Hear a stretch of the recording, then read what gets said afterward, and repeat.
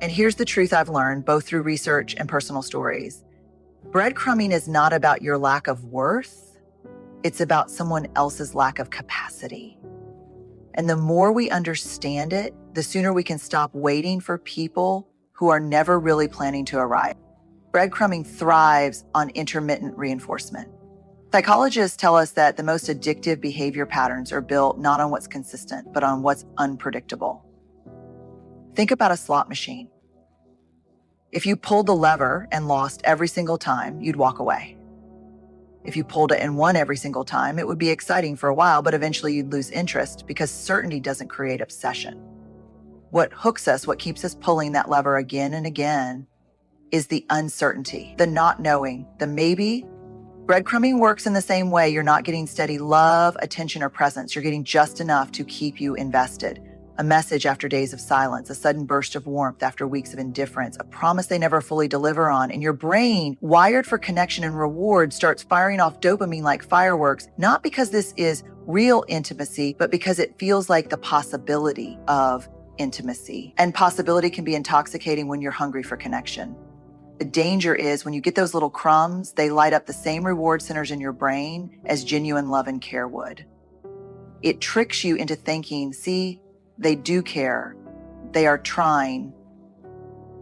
But that's not care, it's conditioning. And conditioning is powerful. If you've ever seen someone train a dog with treats, you know what I mean. The dog will sit, roll over, do whatever it takes just in case this is the moment the treat comes. And the sad truth is, when we're caught in breadcrumbing, we're the ones sitting, waiting, performing, hoping this is the moment the love arrives. Here's the hardest part to admit. Sometimes we know deep down that it's not enough, that this isn't healthy or sustainable. But the hope created by those crumbs is stronger than the reality of their absence. That's what intermittent reinforcement does. It overrides logic with longing. It convinces us to trade dignity for a handful of maybes. And it whispers, if you just hold on a little longer, this will turn into the real thing. I want to pause here and name something important. Falling into this pattern doesn't mean you're weak or foolish or broken. It means you're human. It means your brain and your heart are working exactly the way they're wired to work. We are creatures of connection. We crave it. We're built for it. So of course, when someone offers us the possibility of love, even a shaky, inconsistent possibility, we hold on. That doesn't make you desperate. It makes you human. But here's the truth we have to carry with us. Breadcrumbing isn't love. Love doesn't ask you to chase it, decode it, or wonder if you're worthy of it. Love shows up. Love is steady, not sporadic. And once you see breadcrumbing for what it really is, a slot machine of empty promises, you begin to reclaim your power. You begin to step off the hamster wheel of waiting and recognize that consistency is not too much to ask. It's the bare minimum.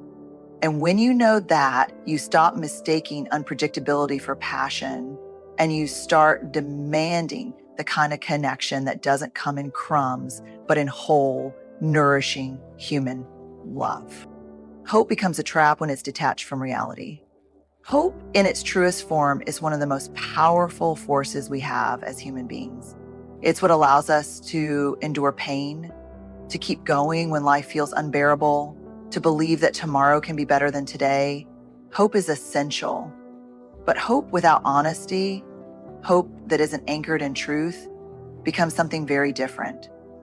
It stops being life-giving and starts being life-draining. When we're caught in breadcrumbing, this is exactly what happens. We hold on to hope that this person will change, that one day they'll wake up and finally see our worth, that all the little crumbs will eventually turn into a feast. And at first, that hope feels noble. It feels like loyalty, like patience, like love. But over time, it becomes a trap. It ties us to a story that isn't moving forward, and it keeps us waiting for someone else to do the work we cannot do for them. I remember reading research on hope that described it not as a warm, fuzzy emotion, but as a combination of goals, pathways, and agency. Real hope says, I can see a future that is better. I know there's a pathway to get there, and I believe I have the ability to walk that path. That's grounded hope. That's resilient hope. But notice, none of that depends on someone else changing. None of that depends on someone else finally delivering what they've withheld. The kind of hope we hold in breadcrumbing situations is different. It's fragile because it's outsourced. It's built entirely on someone else's choices. And here's the uncomfortable truth. We can't build our well-being on a foundation we don't control.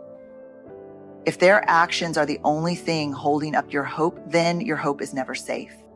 And yet, so many of us stay because letting go of hope feels like failure. It feels like giving up. But I want to reframe that. Letting go of false hope isn't failure, it's freedom. It's saying, I'm no longer willing to spend my precious life waiting on a possibility that isn't rooted in reality. That's not weakness. That's clarity. That's courage. The moment we start to see this clearly, the story begins to shift. We realize that real love doesn't need us to gamble on someday. Real love shows up in the now. And the more we practice anchoring our hope in truth rather than wishful thinking, the more we step into relationships where we don't just survive on scraps, we actually thrive. Breadcrumbing erodes self-worth in subtle ways. It rarely happens all at once. No one wakes up one day and says, you know what, I'm going to settle for crumbs. It happens slowly, almost invisibly. You start out knowing what you want, what you need, what you deserve. And then little by little, you begin to negotiate with yourself. You say things like, maybe I'm asking for too much. Maybe this is all they're capable of. Maybe if I just wait, it'll be enough. The danger here is that breadcrumbing doesn't just leave us underfed in terms of connection. It teaches us to doubt our own hunger. It convinces us that the ache we feel for more love, more consistency, more presence is unreasonable. And when we start labeling our needs as too much, what we're really doing is chipping away at our own sense of worthiness. This erosion is quiet. It's not loud or dramatic. It's in the way you stop voicing your needs because you're afraid of being called needy. It's in the way you start celebrating the bare minimum, like a reply to a text message or a half-hearted apology, as if it's proof that your patience is finally paying off. And slowly, you start shrinking your expectations to match the size of the crumbs you're given. But here's the truth. Love doesn't require you to shrink. Healthy connection doesn't ask you to silence your needs. In fact, one of the clearest signs of love is the freedom to bring your full self to the table, your needs, your fears, your hopes, without shame. Breadcrumbing flips that upside down. It makes you believe that your worth is tied to how little you ask for, as if being low management is the price of keeping someone's affection. Research on self-worth shows us that when people consistently feel undervalued, they don't just lower their expectations of others, they lower their expectations of themselves. And that breaks my heart, because it means breadcrumbing doesn't just harm your relationships, it rewrites the story you tell yourself about who you are and what you deserve. But here's the shift we need to make. Your desire for consistent love and respect is not evidence of weakness. It's evidence of being human. Wanting more than crumbs isn't selfish, it's healthy, it's necessary. And the moment you recognize that truth, you start reclaiming your self-worth, piece by piece. You stop normalizing scarcity, and you begin to remember that you are worthy of love that shows up fully, not occasionally. Because at the end of the day, the question isn't, am I too much? The question is, why am I accepting so little? And once you start asking that, everything begins to change. Change can't be outsourced. This is one of the hardest truths to sit with, especially when your heart is invested in someone. Because when we love people, or even when we're just deeply attached to the possibility of them, we want to believe that if we're patient enough, supportive enough, forgiving enough, they'll eventually rise into the version of themselves we know they could be. We hang on to the image of their potential like it's a lifeline, and in the process, we outsource the entire responsibility for change to them while outsourcing our own happiness to the waiting. Here's what I've learned both in the research and in my own lived experiences. People don't change because we wait long enough, love hard enough, or sacrifice enough. They change when, and only when, they decide to. Change is deeply personal. It requires self-awareness, effort, and commitment. And no matter how badly we want it for someone else, we can't want it into existence. When we're caught in breadcrumbing, we often fall into this trap of thinking, if I just keep showing up, if I just prove I'm loyal, if I just give them one more chance, maybe this will finally be the moment they see my value and step up. But the problem is that puts your life on pause. It ties your growth and your joy to someone else's readiness. And that's a gamble that leaves you depleted because you're investing in potential instead of reality. I want to be clear here. Believing in people isn't the problem. Hope isn't the problem. What becomes the problem is when we confuse hope with control. When we believe our actions can somehow unlock their willingness to change, we carry a burden that was never ours to begin with. And that weight is exhausting. The reality is, if someone is breadcrumbing you, they're already showing you who they are right now, and who they are today matters more than who they might be one day, because relationships aren't lived in the someday, they're lived in the now. And yes, letting go of that hope can feel devastating.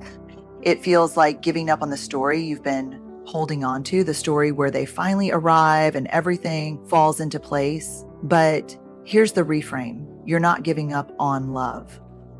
You're giving up on waiting. You're choosing to stop outsourcing your future to someone else's timeline. Because at the end of the day, you can't make anyone change, but you can change how long you're willing to wait for crumbs. You can change the boundaries you set. You can change the story you tell yourself about what you deserve. And those changes are the ones that set you free. Choosing courage over comfort means walking away from crumbs. There's nothing comfortable about breadcrumbing, but there is something familiar about it. And sometimes familiarity feels safer than the unknown. It feels easier to hold on to the crumbs you do have than to face the empty space that comes with letting go. That's what makes it so difficult. Walking away doesn't just mean leaving a person. It means stepping into uncertainty. It means asking yourself, what if I don't find the love I'm looking for? What if this is the best it gets? But here's what I know. Choosing comfort over courage almost always leads to regret. Comfort tells us, stay. Don't rock the boat, at least you're not alone. But courage says you deserve more than scraps. You deserve a love that shows up fully. And even if it's terrifying, walking away is an act of self-respect. The truth is, walking away from crumbs requires us to confront our deepest fears about worthiness. Because if we believe, even on some quiet level, that we're not enough, then crumbs can feel like confirmation. This is all I get. This is all I deserve.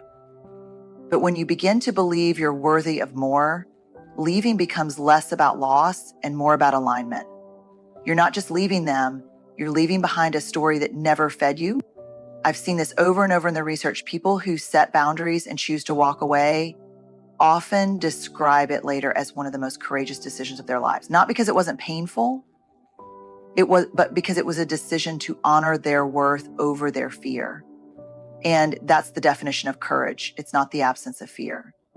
It's moving forward in spite of it.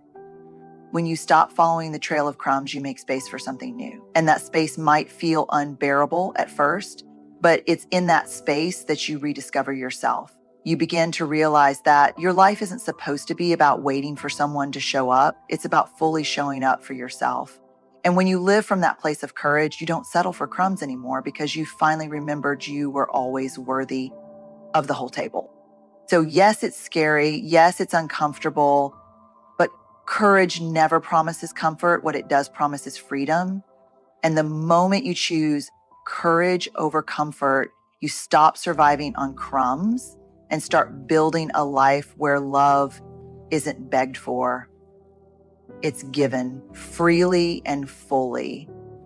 When we talk about breadcrumbing, we're not just talking about relationships that fall short. We're talking about the quiet ways we convince ourselves to settle, the quiet ways we forget our own worth, and the quiet ways hope can turn into heartbreak. But what I want you to carry with you is this: you are not meant to survive on crumbs. You are meant to be fully seen, fully valued, and fully loved. We've walked through how breadcrumbing hooks us with unpredictability, how it traps us in false hope, how it slowly erodes our sense of self, how change can never be forced from the outside, and how courage calls us to step away from crumbs altogether. None of these truths are easy.